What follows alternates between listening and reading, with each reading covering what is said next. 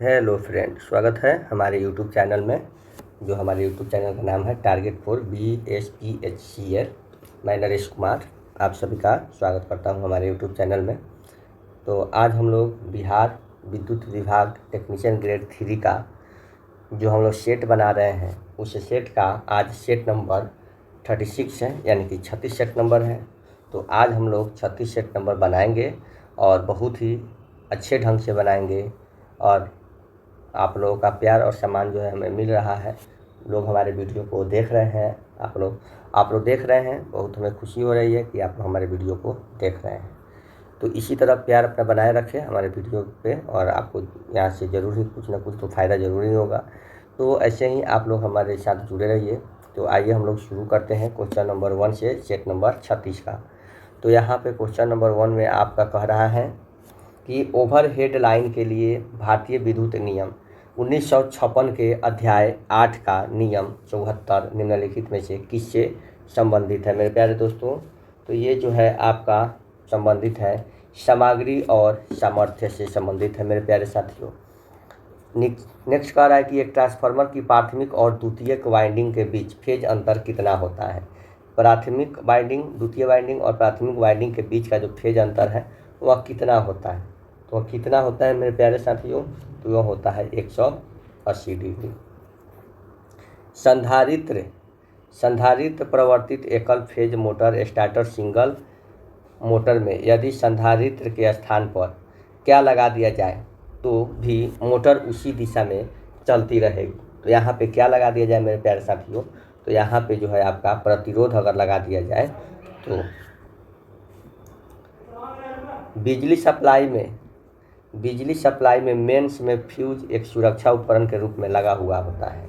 बिजली के फ्यूज के संबंध में कौन सा कथन सही है। तो बिजली के फ्यूज के संबंध में कौन सा कथन सही है मेरे प्यारे साथियों, तो कथन सही है फ्यूज का जो है गलनांक जो होता है निम्न होता है। निम्नलिखित में से फेज वोल्टेज किसके बीच मापा जाता है। तो जो फेज वोल्टेज होता है वह किसके बीच मापा जाता है मेरे प्यारे साथियों, तो वह मापा जाता है लाइन और न्यूट्रल के बीच, लाइन और न्यूट्रल के बीच। नेक्स्ट है निम्नलिखित में से कौन सा मोटर स्वप्रारंभिक है, यानी कि सेल्फ स्टार्टेड है। कौन सा मोटर सेल्फ स्टार्टेड है, तो यह होता है 3 फेज प्रेरण मोटर। आर्मेचर कोर के स्लॉट में इंसुलेट किए हुए कंडक्टर का व्यवस्था को क्या कहा जाता है। तो क्या कहा जाता है, तो आर्मेचर वाइंडिंग कहा जाता है। जो दिए गए हैं उनमें से अधिकतम 600 वोल्ट पर चलने वाले उपकरणों के लिए आवश्यक इंसुलेशन प्रतिरोध परीक्षण वोल्टेज क्या है। तो ये क्या है मेरे प्यारे साथियों, तो ये हो जाएगा आपका ऑप्शन नंबर डी 1000 वोल्ट। 9 में कह रहा है कि स्विच ऑन किए जाने पर छत का पंखा यदि कम चाल से उसी दिशा में घूमना शुरू कर दे तब यह समझना चाहिए कि क्या समझना चाहिए। जब छत का पंखा जो है धीमी चाल से चले तो हम उसका क्या समझेंगे, क्या कि पंखा में क्या खराबी हुई है, तो हम क्या कहते हैं कि उसकी वायरिंग जो है जल गई है, वायरिंग जल गई है। ठीक है, उसकी वायरिंग क्या हो गई है, जल गई है। डीसी शंट जनरेटर को क्या कहा जाता है। डीसी शंट जनरेटर को सॉरी 9 नंबर में मिस्टेक हो गया है। वायरिंग जल जाएगी तो फैन चलेगा ही नहीं, वायरिंग जल जाएगी तो फैन चलेगा ही नहीं। कैपेसिटर उसका ख़राब हो गया है, उसका जो कैपेसिटर लगा हुआ रहता है वह ख़राब हो जाता है। धीरे धीरे चलने का मतलब क्या है कि उसका कैपेसिटर ख़राब हो गया, जिसे हम लोग कंडेंसर बोलते हैं। फिर से उसको लगा दिया जाता है तो उसमें चार्ज होती है, तेज़ हो जाती है। डीसी शंट जनरेटर को क्या कहा जाता है। डीसी शंट जनरेटर को और किस नाम से जाना जाता है, तो इसे नियत वोल्टेज जनरेटर के नाम से जाना जाता है। ट्रांसफार्मर किस सिद्धांत पर कार्य करता है। तो ट्रांसफार्मर जो है किस सिद्धांत पर काम करता है, तो यह Faraday's law of electromagnetic induction के सिद्धांत पर काम करता है। HRC फ्यूज का फ्यूजिंग गुणांक क्या है। HRC फ्यूज का फ्यूजिंग गुणांक क्या है, तो इसका फ्यूजिंग गुणांक है 1.1। एक तरंग प्रारूप का आवर्ती समय 2ms है और इसकी आवृत्ति की गणना करें तो इसकी आवृत्ति की गणना करें तो क्या होगा, इसकी आवृत्ति जो हो जाएगी दोस्तों आपका ऑप्शन नंबर बी 500 हर्ट्ज हो जाएगी। डीसी मोटर की गति इनमें से किसके व्युत्क्रमानुपाती होती है। डीसी मोटर की गति जो है इनमें से किसके व्युत्क्रमानुपाती होती है मेरे प्यारे साथियों? तो ये जो होती है आपका ऑप्शन नंबर डी, फ्लक्स के आधार पे होती है। यदि एक कैपेसिटर प्रकार के पंखे की मोटर 8 पोल्स हैं, क्या है 8 पोल्स हैं, और कुंडलियों में क्वाइल्स की संख्या 16 है, कुंडलियों में क्वाइल्स की संख्या 16 है, तो प्रारंभ कुंडलन मुख्य कुंडलन संख्या बराबर प्रारंभ कुंडलन, तो वह किस प्रकार की वाइंडिंग होगी? तो वह होगी आपकी पूर्ण कुंडली वाइंडिंग होगी। नेक्स्ट है आगे यहाँ पे, एक सार्वभौमिक मोटर में परिवर्तित गति अभिलक्षण पाए जाते हैं क्योंकि यह होती है, क्या होती है? तो यह सीरीज बाउंड होती है। निम्नलिखित में से कौन सी डीसी मोटर उच्च स्टार्टिंग बल आघूर्ण की आवश्यकता वाले अनुप्रयोगों के लिए सबसे उपयुक्त है? तो कौन है सबसे उपयुक्त है? तो ये हो जाएगा आपका ऑप्शन नंबर बी, श्रेणी मोटर। नेक्स्ट है 18 नंबर, थ्री फेज वाइंडिंग में प्रत्येक फेज की कुंडलियों डैश वैद्युतिक आंश के अंतर पर स्थापित की जाती है, अंश के स्तर पर स्थापित की जाती है। तो ये हो जाता है 120 के वैद्युतिक अंशों पे। ट्रांसफार्मर पर खुला परीक्षण निम्नलिखित मापने के लिए, क्या मापने के लिए किया जाता है मेरे प्यारे साथियों? तो खुला परिपथ जो होता है ये क्रोध हानि मापने के लिए किया जाता है। गैलेनोमीटर को वोल्ट मीटर में तब्दील करने के लिए जोड़ते हैं, तो गैलेनोमीटर को वोल्ट मीटर में क्या तब्दील करने के लिए जोड़ते हैं? तो उसे हम लोग जोड़ते हैं, किस में जोड़ते हैं? श्रेणी में उच्च प्रतिरोध में। आर्मेचर कुंडली के प्रतिरोध के कारण होने वाले नुकसान को क्या कहा जाता है? तो उसे आर्मेचर हानि कहा जाता है मेरे प्यारे साथियों। शॉर्ट पिच वाइंडिंग विधि में बिना चिंगारी के कुंडली की चौड़ाई डैश की चौड़ाई से कम रखी जाती है, यानी कि कहने का मतलब किसकी चौड़ाई से कम रखी जाती है? तो ये जो है पोल की चौड़ाई से इसको कम रखी जाती है। केक बेकिंग के लिए घरेलू ओवन का तापमान कितना होना चाहिए? तो ये नियंत्रण और ये तापमान जो है किनके द्वारा नियंत्रित होता है? तो ये थर्मोस्टेट के द्वारा नियंत्रित होता है। भारतीय बिजली अधिनियम 1956 के अनुसार सभी मध्य वोल्टेज उपकरणों को कम से कम 2 अलग अलग विशिष्ट कनेक्शनों द्वारा अर्थ से जोड़ा जाना चाहिए। निम्नलिखित में से कौन से अरेस्टर में सींग के आकार की धातु की 2 रॉड होती है जो हवा की छोटी दूरी से अलग होती है? तो ये कौन सी 2 रॉड होती है? तो ये हॉर्न गैप लाइटनिंग स्टेटर होती है। साधारणतया तापन उपकरणों में प्रयुक्त केबल में विद्युत शक्ति की कुल क्षति हो जाती है, जिसका कारण क्या है? तो ये जो क्षति होती है उसका कारण है विद्युत धारा जनित ऊष्मा। नेक्स्ट है 27 में है, एक विद्युत चालित इस्त्री की बेस प्लेट में ऊष्मा किस प्रकार वितरित होती है? यानी कि उसकी तली में जो इलेक्ट्रिक आयरन जो होती है उसकी तली में ऊष्मा किस प्रकार संचालित होती है? तो वो किस प्रकार संचालित होती है मेरे प्यारे दोस्तों? तो ये चालन के माध्यम से संचालित होती है। एक सर्वात्रिक मोटर, यानी कि सर्वात्रिक मोटर कहने का मतलब है कि एक यूनिवर्सल मोटर में सामान्यतः उसकी जो ब्रश होती है की चौड़ाई और कम्यूटेटर सेगमेंट की चौड़ाई का अनुपात क्या होता है? जो कम्यूटेटर सेगमेंट होता है और ब्रश की जो चौड़ाई होती है उसका अनुपात क्या होता है? तो उसका अनुपात होता है 2:1। यदि जली हुई ट्यूबलाइट पर स्टार्टर निकाल दिया जाए, जली हुई ट्यूबलाइट होता है उसका एक स्टार्टर होता है, उसको अगर निकाल दिया जाए तब ट्यूबलाइट का क्या होगा? तो ट्यूबलाइट जो है क्या होगी? तो वह जलती रहेगी। वाट मापी का रीडिंग माप करता है। वाट मापी किसका रीडिंग माप करता है? तो वाट मापी जो है औसत शक्ति का रीडिंग माप करता है। निम्नलिखित में से कौन सा मेटल रेक्टिफायर कहलाता है? मेटल रेक्टिफायर कौन कहलाता है प्यारे साथियों? तो ये सिलिकॉन डायोड रेक्टिफायर कहलाता है। सिरोपरी लाइन पर चालकों को जोड़ने वाली स्लीव्स किस धातु की बनी होती है? सिरोपरी लाइन पर चालकों को जोड़ने वाली स्लीव्स किस धातु की बनी होती है मेरे प्यारे साथियों? तो ये चालक की धातु की बनी होती है। डीसी मशीन में आर्मेचर रिएक्शन के प्रभाव को कम करने के लिए इस्तेमाल किए जाने वाले इंटरपोल में क्या होते हैं? तो इंटरपोल में इसमें क्या होते हैं? कम संख्या में मोटे तार से निर्मित टर्न होते हैं।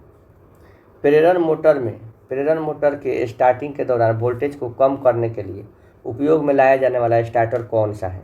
करें कि प्रेरण मोटर में स्टार्टिंग के दौरान वोल्टेज को कम करने के लिए उपयोग में लाया जाने वाला स्टार्टर कौन सा है? तो यहाँ पे हो जाएगा option number C, star delta starter. Two value capacitor run motor के प्रदर्शक को किसमें वर्गीकृत किया जाता है? किसमें वर्गीकृत किया जाता है? तो ये जो होता है वर्गीकृत आपका किसमें किया जाता है? तो ये आपका हो जाएगा ऑप्शन नंबर सी, इसकी भारी लोड को स्टार्ट करने की क्षमता द्वारा। थर्मोकपल होता है, थर्मोकपल जो होता है ताप युग्मक, वह किसके द्वारा बनाया गया होता है? तो वह दो अदृश्य धातुओं से बनाया गया होता है। लैमिनेटेड कोर या आर्मेचर में, लैमिनेटेड कोर या आर्मेचर में निम्नलिखित में से कौन सी हानि कम होती है? तो कौन सी हानि कम होती है? तो भंवर हानि जो है कम होती है।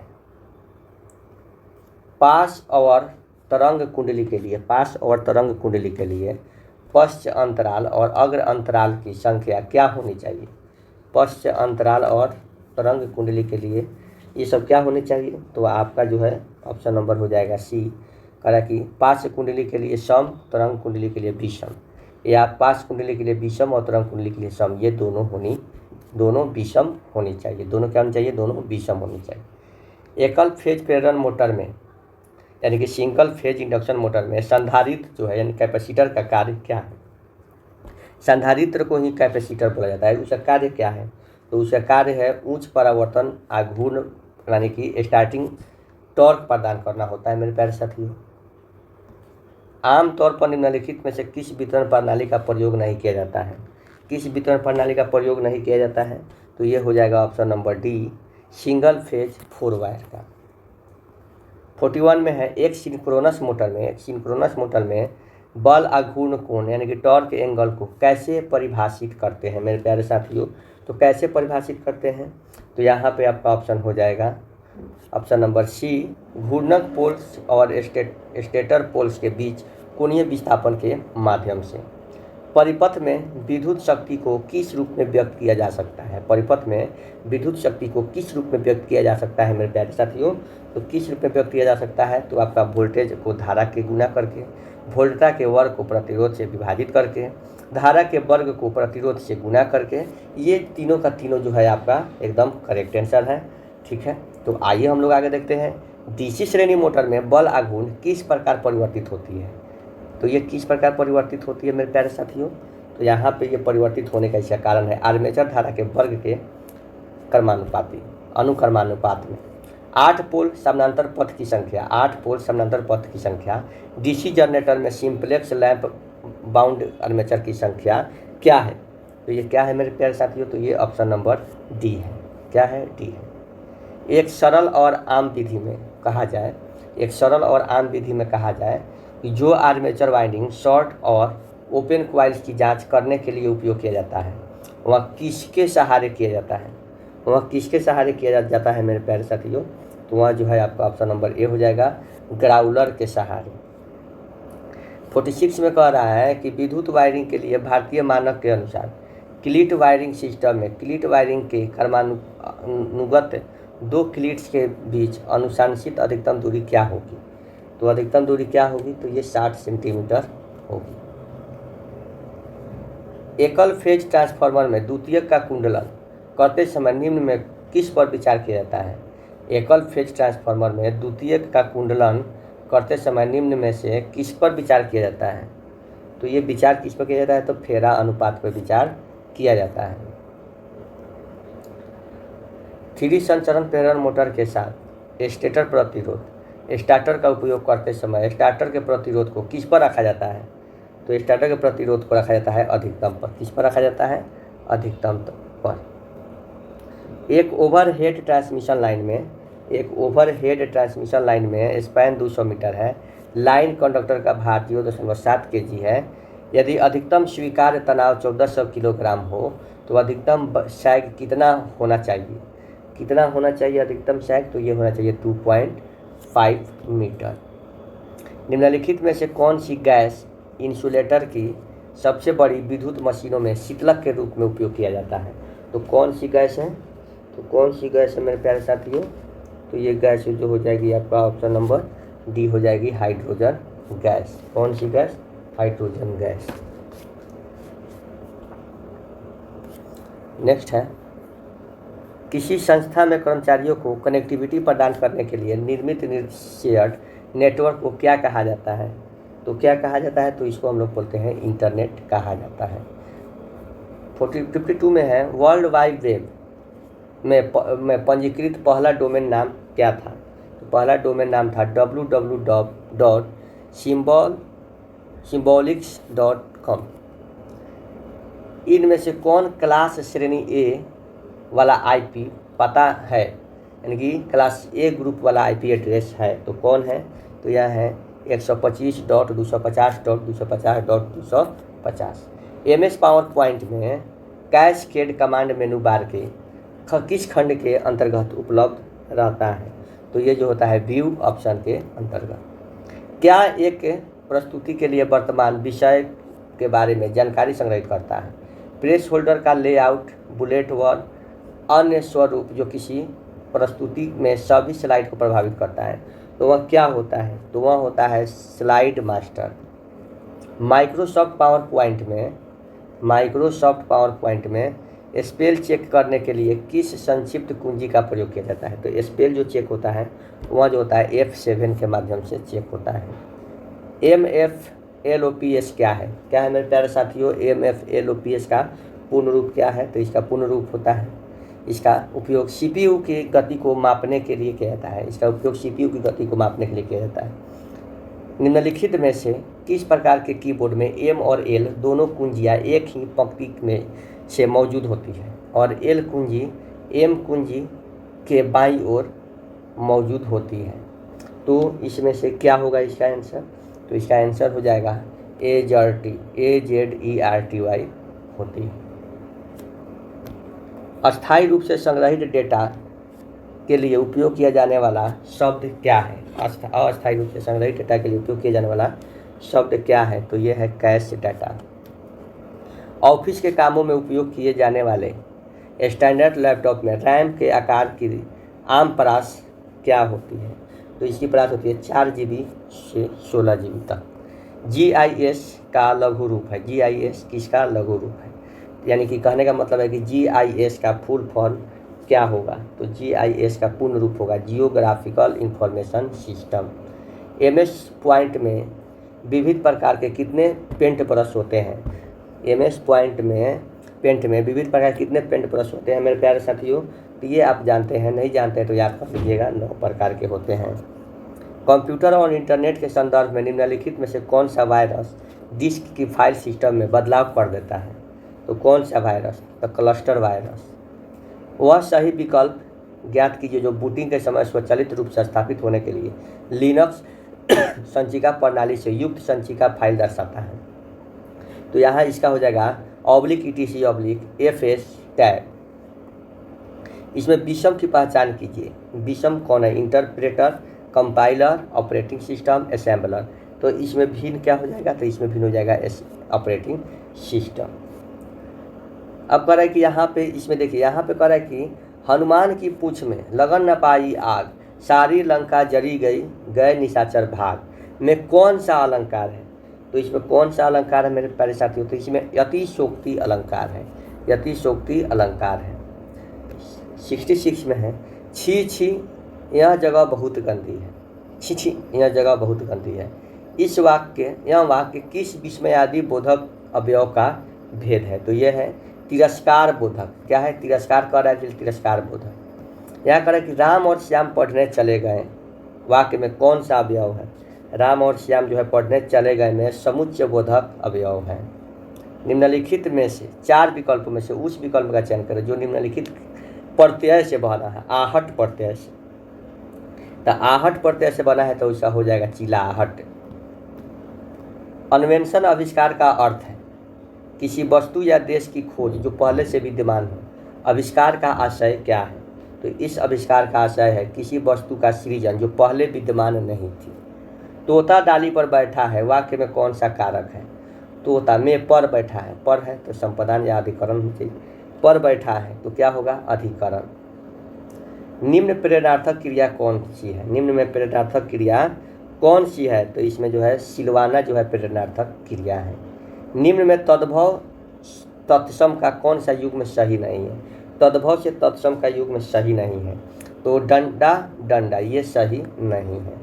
चेष्टा किसका पर्यायवाची शब्द है? चेष्टा जो है आपका प्रयास का पर्यायवाची शब्द है। मखमली जूते मारना का अर्थ क्या है? मखमली जूते मारना का अर्थ क्या है? तो मखमली जूते मारना का अर्थ है आपका मीठी बातों से लज्जित करना, मीठी बातों से लज्जित करना। अब आता है इंग्लिश सेक्शन में सफिक्स का सिनोनिम्स छांटना है। तो सफिक्स का सिनोनिम्स क्या होगा? एडिशन। क्या होगा? एडिशन।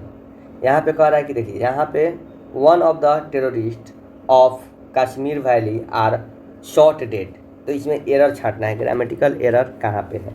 तो यहाँ पे जो दिया हुआ है आर शॉट डेड होता है, यही गलत है, यहाँ पे आर शॉट डेड दिया हुआ है। अब यहाँ पे कह रहा है कि फिर द ब्लैंक्स में भरना है। Around 60 bands colourful took part in the Notting Hills carnivals, तो यहाँ हो जाएगा आपका कस्टम्स। नेक्स्ट है not one's cup of tea. Not one's cup of tea का मतलब क्या होता है? इसका मीनिंग क्या होता है? इसका मीनिंग होता है नॉट वन चॉइस और preference. Select the means of the an old unmarried women. An old unmarried women को क्या कहा जाता है? उसका मीनिंग क्या होगा? तो उसका मीनिंग जो होगा मेरे प्यारे साथियों, उसका मीनिंग होगा स्पिंटर। नेक्स्ट कह रहा है कि निम्नलिखित में कौन सा युग्म मराठों की कराधान प्रणाली से संबंधित है? तो ये कराधान प्रणाली से संबंधित है ऑप्शन नंबर बी, चौथ और सरदेशमुखी। 1876 में कलकत्ता में किसके द्वारा इंडियन नेशनल एसोसिएशन की स्थापना की गई थी? किसके द्वारा की गई थी? तो यह जो है की गई थी आपका सुरेंद्र नाथ बनर्जी और आनंद मोहन बोस के द्वारा। श्रीलंका पर विजय प्राप्त करने वाला चोल वंश का पहला राजा कौन था मेरे प्यारे साथियों? तो यहाँ पहला राजा कौन था? इसका आंसर जो है आप बताइएगा, इसका आंसर हम आप लोगों के लिए छोड़ रहे हैं। तो इतना आसान सा क्वेश्चन है, देखिएगा कमेंट बॉक्स में ज़रूर कीजिएगा इसका आंसर आपको क्या होना चाहिए। आकाशगंगा की निकटतम स्पाइरल गैलेक्सी कौन सी है? आकाशगंगा की निकटतम स्पाइरल गैलेक्सी कौन सी है मेरे प्यारे साथियों? तो यह है एंड्रोमेडा गैलेक्सी। Andromeda Galaxy. किसी भी पारिस्थितिकी तंत्र में ऊर्जा का पिरामिड होता है। किसी भी पारिस्थितिकी तंत्र में ऊर्जा का पिरामिड होता है हमेशा सीधा। निम्नलिखित में से कौन सा कथन सकारात्मक अर्थशास्त्र से संबंधित है? सकारात्मक अर्थशास्त्र से संबंधित है कौन सा कथन? तो यहाँ पे हो जाएगा मुद्रा आपूर्ति में वृद्धि का तात्पर्य अर्थव्यवस्था में मूल्य वृद्धि से है। नेक्स्ट है 1991 में एलपीजी रणनीति में एल का क्या अर्थ है? तो एलपीजी रणनीति में एल का लिबराइजेशन। लिबराइजेशन।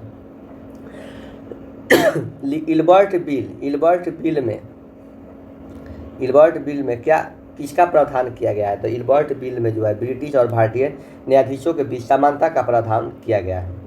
मौलिक अधिकारों की मूल सूची में निम्नलिखित में से क्या जोड़ा गया है? मौलिक अधिकारों की मूल सूची में क्या जोड़ा गया है? तो यहाँ पे आपका क्या जोड़ा गया है मेरे प्यारे साथियों? तो निःशुल्क एवं अनिवार्य प्राथमिक शिक्षा का अधिकार। एक उच्च न्यायालय का न्यायाधीश अपना त्याग पत्र किसे सौंप देता है? एक उच्च न्यायालय का न्यायाधीश अपना त्याग पत्र किसे सौंपता है? तो राष्ट्रपति को सौंपता है। उस विकल्प का चयन करो जो तीसरी से उसी तरह संबंधित है जो दूसरी से पहली का संबंधित है। तो ये इससे संबंधित है और तो इसका क्या होगा? तो यहाँ पे देखेंगे, देखिए यहाँ पे 8 का जो है ये क्यू है। 8 का क्यू क्या है? प्लस 8 का क्यू प्लस। देखिए यहाँ पे 8 का क्यू प्लस 8 का स्क्वायर, यानी कि 512 प्लस 64 बराबर में आ गया है 576। वैसा ही 4 का क्यू प्लस 4 का स्क्वायर, यानी 64 प्लस 16, यानी कि हमारा आ जाएगा 80। तो हमारा ऑप्शन क्या हो जाएगा? डी हो जाएगा। आगे नेक्स्ट हम लोग चलते हैं, यहाँ पे दिया हुआ है। तो यहाँ पे हम लोग देखेंगे कि एडिरेट का मतलब क्या होता है। तो एडिरेट का मतलब होता है कि ए बी का पुत्र है। तो यहाँ पे हम भी लिखेंगे कि एल जो है या एम का पुत्र है, ठीक है। माइनस का क्या होता है? माइनस का होता है कि ए बी की माता है। तो यानी कि माइनस का मतलब होता है कि एम जो है ए बी का पुत्र है, ठीक है। तो एम जो है एन की क्या हो जाएगी? पुत्री हो जाएगी। एन की पुत्री हो जाएगी। ए जो है बी की माता है, यानी कि एम जो है एन की माता है, यानी कि एन क्या हो जाएगी, एम की पुत्री हो जाएगी। ठीक है। अब डॉलर का क्या होता है कि ए बी की बहन है, तो एन जो है किसकी बहन है, ओ की बहन है। परसेंटेज का क्या होता है, तो ए बी का भाई है, तो ओ जो है किसका भाई है, पी का भाई है, ये भाई है, ये लड़की है। तो कह रहा है कि एल का पी से क्या संबंध है, तो एल का पी से क्या संबंध है, तो एल जो है पी का क्या है, तो एल का यहाँ से कह रहा है कि एल का, ये एल का जो है ये पी से क्या संबंधित है, तो इसकी माँ है तो इसकी माँ भी है, तो ये क्या है, एल इसका भाई है, क्या है, भाई है। वर्ष 2018 का कैलेंडर कब रिपीट होता है, होगा, वर्ष 2018 का कैलेंडर जो है आपका इसमें हो जाएगा 2036 में रिपीट होगा। 4 अक्षर युग में दिए गए हैं, इनमें से 3 किसी प्रकार समान है जबकि एक भिन्न है, तो जो भिन्न है उसको चयन करना है। तो यहाँ पे देखिए 4 और 2 6 और 2 8 है। ठीक है, 2 गैप है, इसमें भी 6 2 8 2 10, इसमें भी 2 गैप है, इसमें भी 12 2 14 2 16, इसमें भी 2 गैप है, इसमें 20 या 2 22 और ये आपका एक ही गैप है, तो इसीलिए हमारा ऑप्शन हो जाएगा 94 का डी।